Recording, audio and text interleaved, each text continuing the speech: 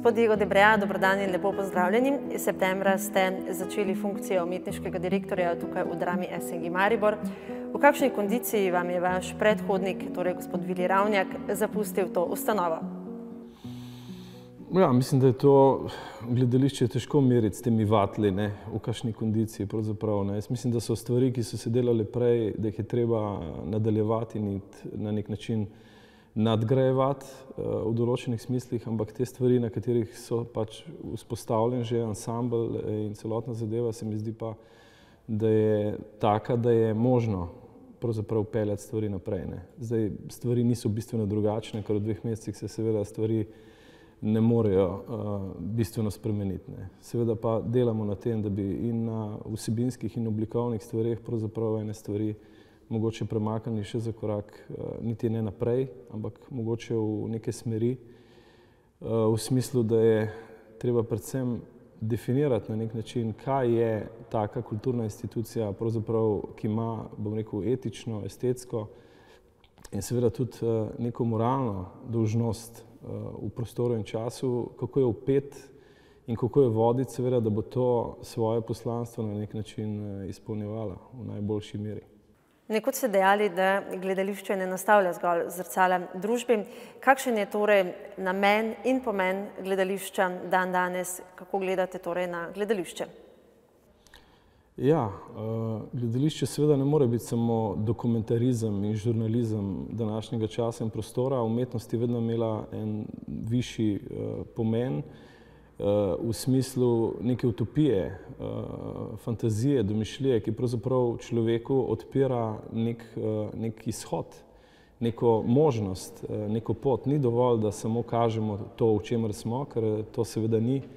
Gledališče ne more biti terapija, ne more biti tudi ne samo odslikavanje, ampak mora seveda ponuditi tisto lepoto z neko seveda umetniško svobodo, hkrati z, bom rekel, nekim pravim izborom tekstov, ki odpirajo širše civilizacijske probleme, ki pravzaprav lahko pokažejo publiki, bom rekel, ali pa pokažejo na nek način izhodišča za rešitev iz te duhovne paralize, v kateri smo se znašli in iz katere pravzaprav razen to, da jo opisujemo, ne znamo najti poti, niti na intimnem nivoju, bom rekel, niti seveda v nekem javnem okolju. Mislim, da ima kultura v tem trenutku eno zelo zahtevno nalogo. Kako ste torej v skladu s to filozofijo, ki ste jo pravkar predstavili in svojim videnjem gledališča zasnovali letošnjo gledališko sezono? Začeli ste torej s komedijo oziroma družbeno satiro Slehernika, Revizorja.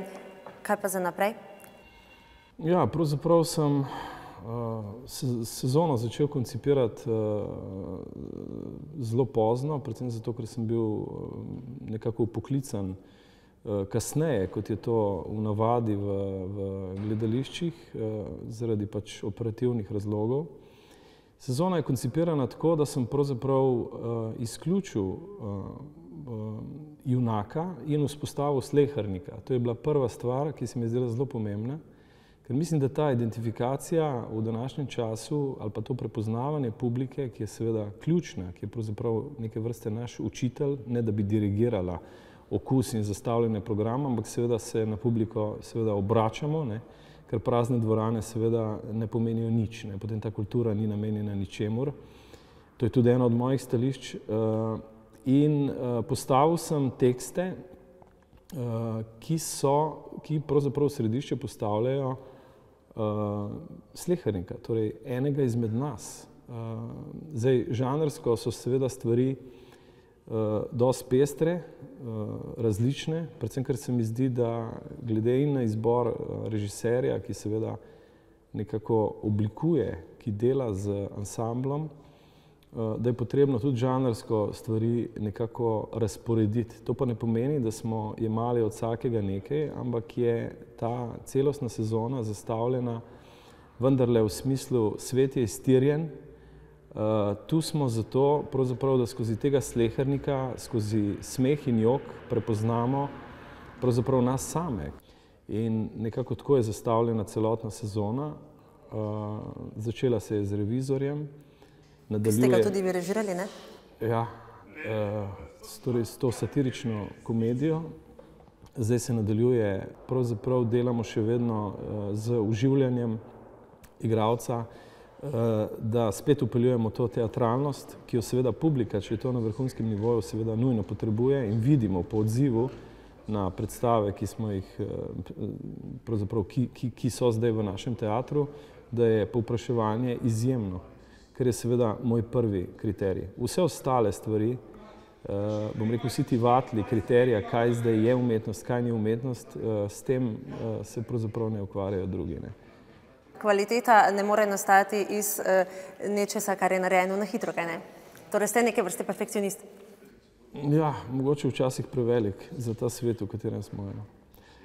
Ne, predvsem se mi zdi, da seveda vsako delo zahteva eno kalvarijo, da zahteva en pasijon, pravzaprav kreativni, da seveda morajo biti odnosi taki, da se ljudje počutijo prijetno, da je to nek, pravzaprav poskušamo, da bi ta ansambl vendarle deloval v sistemu enega tima, da bi bili ti odnosi pravzaprav človeški, na tem veliko delamo. Jaz mislim, da se ne vzpostavljamo kot hierarhični sistem, ker direktorat pravzaprav samo skrbi za to, da je na odru in v kreativnem procesu vse mirno, vse ostalo je pa pač seveda na nas.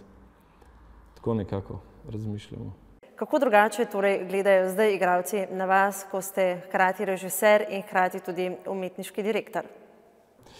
Pravzaprav moram reči, da v te gledališke procese, tako kot sem že velikokrat rekel, vstopam vedno z neko isto odgovornostjo in vedno sem predvsem režiser. Seveda je pa tu zdaj ta zgodba pravzaprav nekoliko drugačna, ampak tega se zavedam pravzaprav šele zdaj, ko pravzaprav nekako poskušam usmerjati, voditi. Predvsem mislim, da rabi ansambl v osnovi, to je vsaj moj princip, to, da čutijo to varnost, da čutijo to neko pokritost, bom rekel, neko sigurnost. Hkrati seveda smo pa mi, pravzaprav tako kot vsi režiserji, tudi glavni poganjavci in motivatorji, ki seveda vzpostavljajo potem neko vero znotraj samega delovanja, samega dela, in to je pravzaprav naša naloga. Seveda hkrati je tudi ta izbor na nek način zelo zavezujoč in ustvarjalcev in to dopuščanje te kreativne svobode, seveda, ki jo še vedno dajemo. Moram pa reči, da je mogoče razlika v tem, da je program nekako tako koncipiran, da glede na program šele izbiramo sodelavce. To je mogoče malo drugače, ker ponavadi je tako, da je to dostikrat stvar nekih okusov, nekega trenutnega impulza. Mislim, da morajo biti stvari z enim zavedanjem vzpostavljene in tako tudi za naslednjo prihajajočo sezono, pravzaprav, ki je tista, za katero bom z večje distance lahko štartal, ker je tukaj bistveno več časa, da so stvari ravno tako na skozi neko drugo temo zastavljene. Mislim, da v tem gledališču je velikokrat še vedno problem tega antagonizma med igralci, ker imamo generacijsko, ima to gledališče zelo mlade igralce, zelo stare, in v srednji generaciji so ene stvari, ki so se v nekem določenem trenutku, razbile, razvodenele, in to je seveda tisto nujno, kar svetovna dramatika potrebuje za vzpostavljanje teh konfliktov. Gospod Ibrea, kakšen tip režiserja ste? Torej puščate igralcu manevrski prostor, da lahko sodeluje s svojimi pripombami in svojimi sugestijami, ali mu ta prostor zapirate, torej mu puščate kreativno svobodo ali ne? Veste kaj, v glavnem se ukvarjam z igralcem, situacijo, s konfliktom, s tekstom.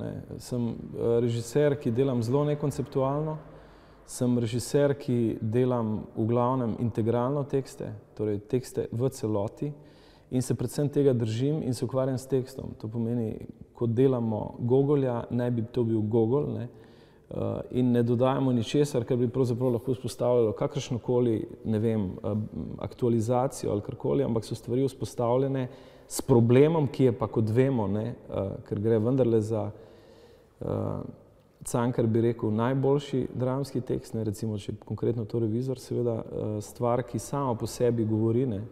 Ta satirična komedija, seveda, kljub temu, da je bila napisana začetek 19. stoletja, danes mislim, da ne samo, da je aktualna, pravzaprav ni prava beseda, ampak bom rekel, svet je vendarle cikličen, ne, in se ponavlja, kar je lahko dobro, če bi se seveda iz tistega dalo kaj naučiti, ne. Mislim, da je ta zgodovinski spomin pri nas mogoče prekratek. Ali pa peša, ne? Tudi to je možno. Ja. Gospod Ibrahim, omenili ste torej integralna besedila dramska. Vi ste študirali primerjalno književnost in umetnostno zgodovino.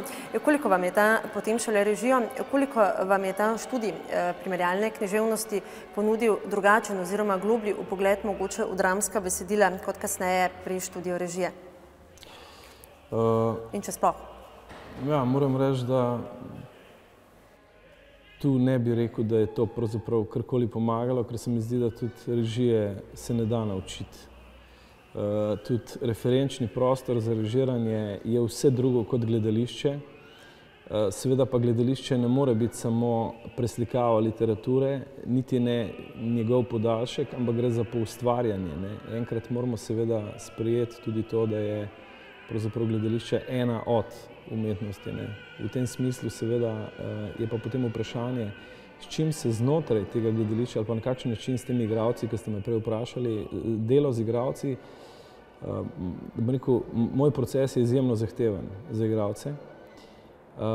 Mislim pa, da so potem, ko igrajo predstavo, ne, so pa stvari take, da celotna ekipa še vedno zelo, bom rekel, kompaktno deluje in da je ta skupen motivacijski zagon in da se zavedajo tega, da je to en projekt, ki potem seveda ne razpada, ker to se velikokrat tudi dogaja.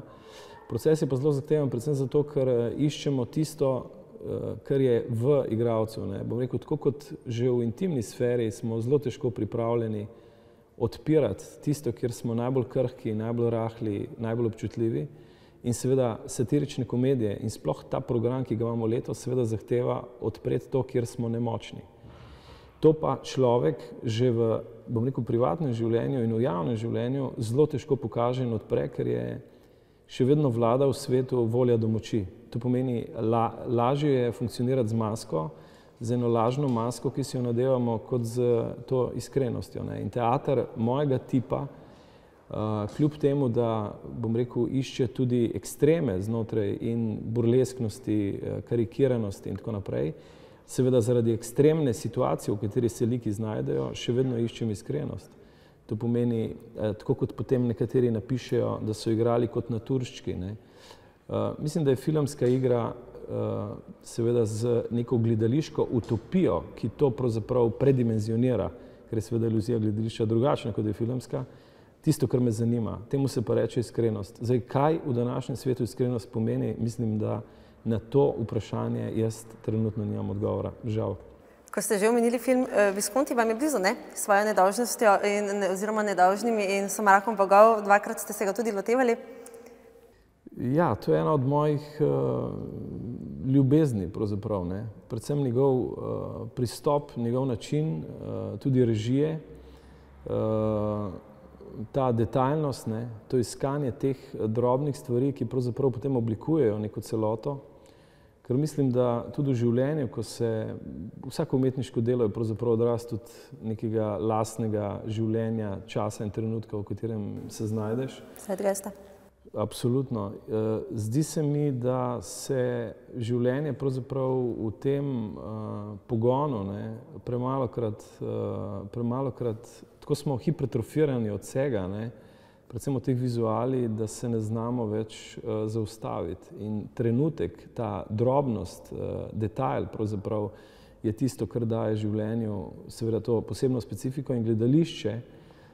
In seveda Visconti je tukaj na nek način povezan, ker je tako tudi režiral stvari, ne. Seveda tudi teme, ki jih je obravnaval, so se mi zdele izjemno aktualne, čeprav gre za dve popolnoma različni deli, ne. Eno je pač ti nedolžni, drugo je Somrak bogov, ne, ki seveda je bil v tistem trenutku, ko sem se za to odločil, na nek način ta volja do moči, bom rekel, je v vsakem trenutku pravzaprav bi mogla biti terapevtsko gledališče, ker tu noter smo zgubljeni, ne.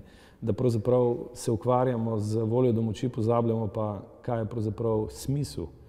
In s tem se probamo tukaj ukvarjati, ne. Zakaj pravzaprav smo tu, ne, da ni to samo nekaj, kar opravlja ali pa, bom rekel, pokriva javni zavod kot tak, ampak seveda, da imamo neko, ne bom rekel višje, ampak da imamo neko poslanstvo in neko odgovornost, predvsem do ljudi, ki prihajajo v to gledališče. To se mi zdi izjemno pomembno, ne. Moram reči, da bo treba enkrat začeti o tem razmišljati. Prej ste omenili padanje mask, torej da odvržemo pravzaprav maske, igralci si jih v bistvu nadevajo. Tukaj smo pa v bistvu na točki, da ste tudi vi že poskrbeli sami za kostumografijo in scenografijo v svojih predstavah. Ko sem se pred časom pogovarjala z vašim stanovskim kolegom mlajše generacije, sicer Jakom Andrejem Vojevcem, je rekel, da tudi sam poskrbi za sceno in kostume in da je to pač odraz današnjega kriznega časa oziroma da je pač pomanjkanje financ. Je tudi vaša filozofija takšna? Ne. Mislim, tu ni bil ta problem. Predvsem, mislim, kostumografije se nikoli nisem loteval sem se scenografije. Velikokrat predvsem zato, ker je princip ali pa pristop do mojega dela tak, da je pravzaprav izhodišče vedno prazen prostor. Nikoli nisem prostorsko stvari umeščal v noben čas, pravzaprav so nadčasovne. V kostumografiji seveda sem pa dopuščal, mislim, v glavnem je moj kostumograf Leo Kulaš in bo tudi ostal, sem imel tudi nekatere druge, ampak te stvari pa vedno vzpostavljam historično, to pomeni, in s tem se nikoli nisem ukvarjal, ne. Ta kontrast seveda med scenografijo in kostumografijo pa obstaja, to pomeni ta nevtralnost ali pa nadčasovnost prostora in časovna vpetost, historičnost samega kostuma. Tega sem se vedno držal. In mislim, da recimo v zadnjem času seveda ni tako. V zadnjem času imam tudi scenografa, ne. Recimo pri Jančarju sem imel Georga Šeferja, pri Revizorju sem imel Georga Šeferja, torej končno sem dobil človeka pravzaprav, ki mi omogoča bom rekel, eno tako skupno potovanje, ne. Moram reči, da kot veste v življenju, bom rekel, najti ali pa ustvariti si tim, ne, ki pravzaprav funkcionira, uspešno funkcionira, ne, kreativno deluje, to je zelo težko. Mogoče sem prišel v nekem času, ko seveda to ni bilo možno. Zato sem se odločil pri scenografijah za te izhode pravzaprav, ker so bile izkušnje tako negativne v tem smislu. Moram reči pa, da sem, kar se tega tiče, zelo odprt, če so ljudje seveda motivirani in če seveda v današnjem času, glede na to, kako je seveda ta finančna kriza je povzročila predvsem eno umetniško megalomanijo, ne, v tem smislu, da je produkcije pravzaprav toliko, kolikor jo je, ljudje pa poskušajo seveda iz pozicije, bom rekel, profita, ne, delati čim več in vzeti vse, ne. V življenju je ključno, ena pesem govori, ne, težko je biti človek, težko je reči ne. Ne, in ta ne seveda v življenju bi mogel biti bistveno večkrat, in če bi bil ta ne večkrat, bi bili lahko tudi malo bolj samokritični, ne. Do zdaj ste bili torej zavezani svobodi, čeprav so vas velikokrat vabili, da se ustalite v kakšnem gledališču, pa niste klonili. S čim vas je torej prepričala mariborska drama? Očitno je bila tukaj prisotna neke vrste močna magija. Jaz sem imel pravzaprav s tem gledališčem izjemno malo izkušenj. V glavnem sem delal pri nas v Ljubljani. Moram pa reči, da je pretehtalo to stvar, predvsem to sodelovanje pri Jančarju, ne, kjer sem imel skoraj celoten ansambel. In moram reči, da je ta izkušnja bila zame izjemno pozitivna, ne, izjemno dobra in videl sem, začutil sem ta potencial, začutil sem to neko, bom rekel, njihovo povezanost, neko željo, željo, ki je danes tudi tako strahotno problematična, ne ambicijo, ker ambicija seveda sama po sebi ne predstavlja ničesar, željo, eno notranjo potrebo po tem, da se bi stvari, da bi prišli ljudje, ki bi se z njimi ukvarjali, ki bi z njimi delali, ki bi jim pokazali stvari. Ti še vedno ne moreš biti trener, ker si vendarle odgovoren zgolj za eno produkcijo ali niti za eno. To pomeni, nimaš te kontinuitete, ampak hkrati seveda stojiš ob tem in nekako vendarle usmerjaš s svojimi izbirami, s svojimi odločitvami. In moram reči, da sem takrat pravzaprav si rekel, da je to prepotrebno in da je prav, da se za to odločim.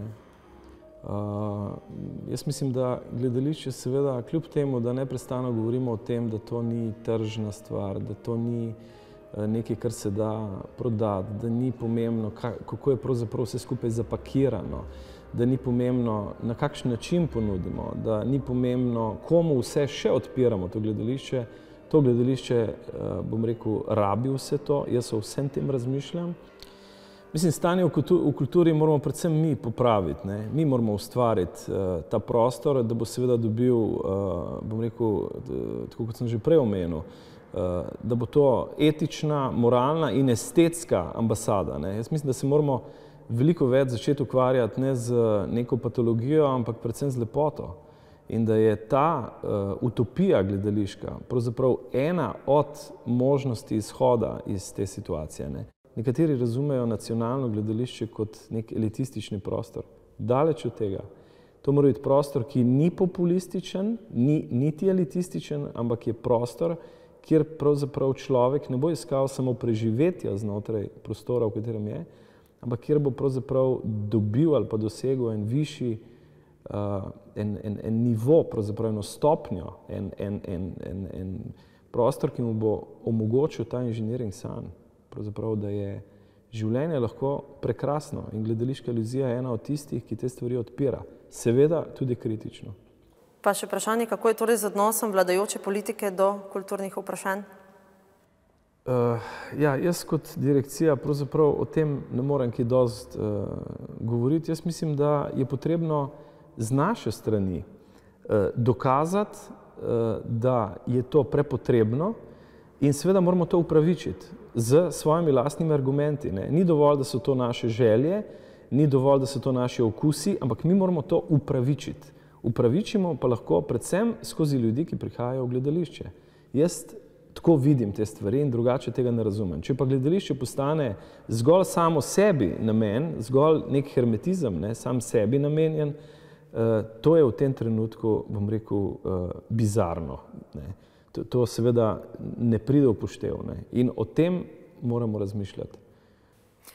Gospod Diego de Breja, najlepša hvala za ta vaša razmišljanja in pa seveda smelo in uspešno z mariborskim ansamblom naprej. Najlepša hvala. Hvala lepa. Hvala.